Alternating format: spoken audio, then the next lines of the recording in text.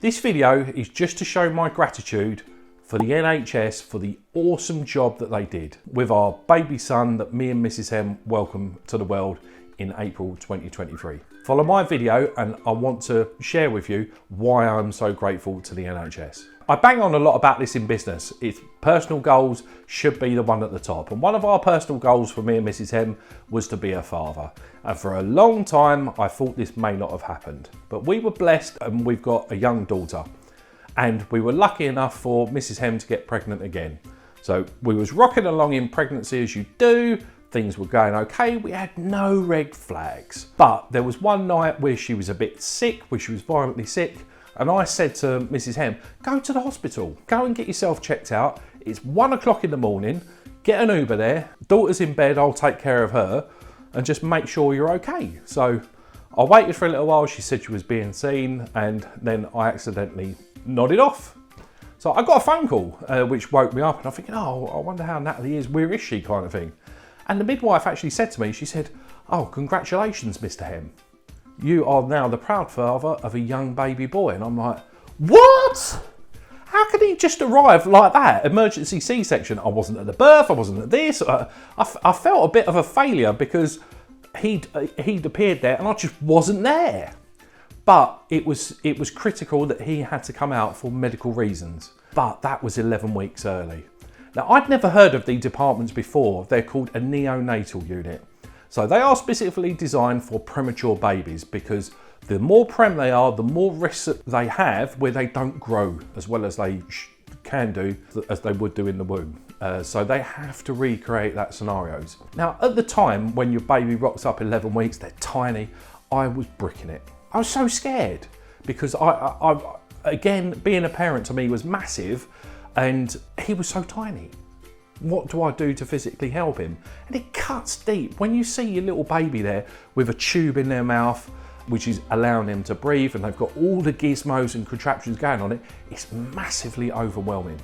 Now, at the neonatal unit, because he got transferred from Epsom to St Helier, because they take earlier prem babies, the staff in there were absolutely phenomenal.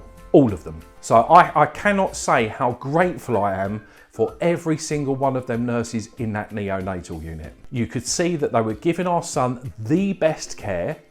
They were helping him because without that tube, he wouldn't have survived. But they allowed him to breathe and they allowed him to develop and they allowed him to grow. So they're watching him 24 hours and there was either one nurse on him or sometimes they took 2 babies at a time and they looked after him really well. Every time that I spoke to one of the nurses at the neonatal unit, they made me feel like they genuinely cared. And they made me feel like, almost like they were the mother to him.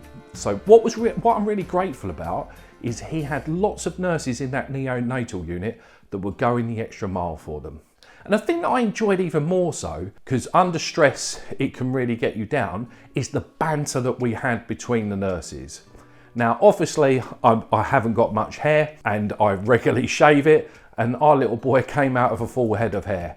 And it still makes me smile now when I think of the nurses like Analyn, I think of the nurses of June that all go, oh, Joshua, what lovely hair you got. Not like daddy.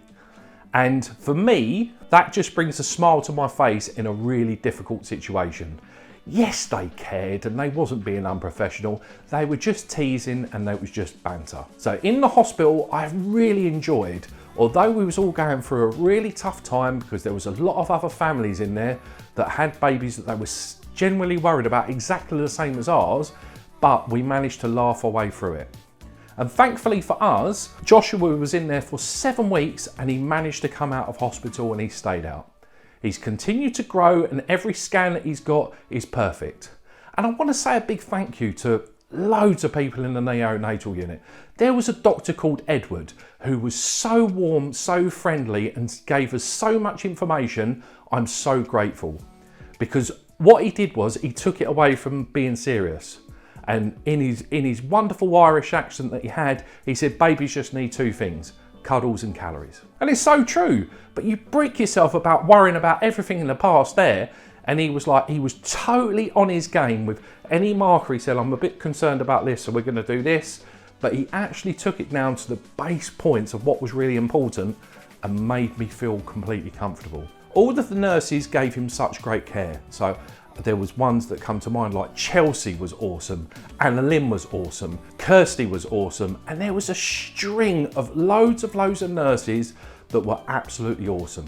So while I'd never heard of a neonatal unit before, our little boy's a NICU baby.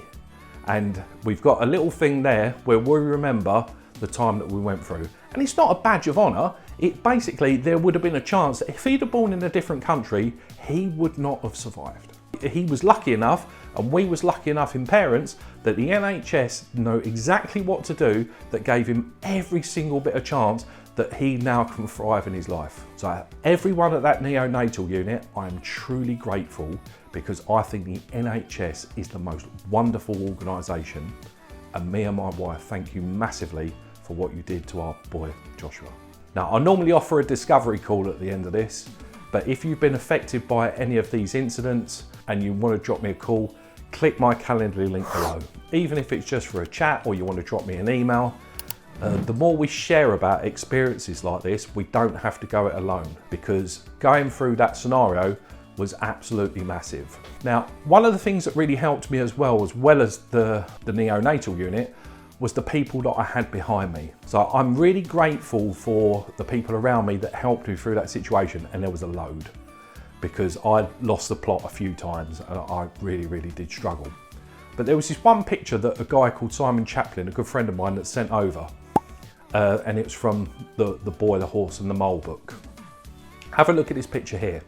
So while at the time I was stressing about, I wasn't there for the birth, I wasn't for this, at the end of the day, I had a son. So on this picture, it says, would you class your glass as half full or half empty? And the response back was, I'm just grateful to have the glass. So I'm grateful to have the glass for having a son where I thought I may not have become a parent. I've now got the joy of being a parent to a lovely boy as well as a daughter. It may have gone in the most crazy way.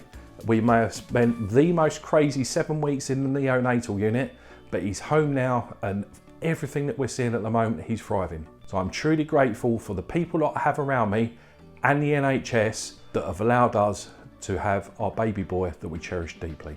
I'm truly grateful to the NHS, and I'm truly grateful to everybody at the St Helier Sutton neonatal unit and the Epsom neonatal unit as well.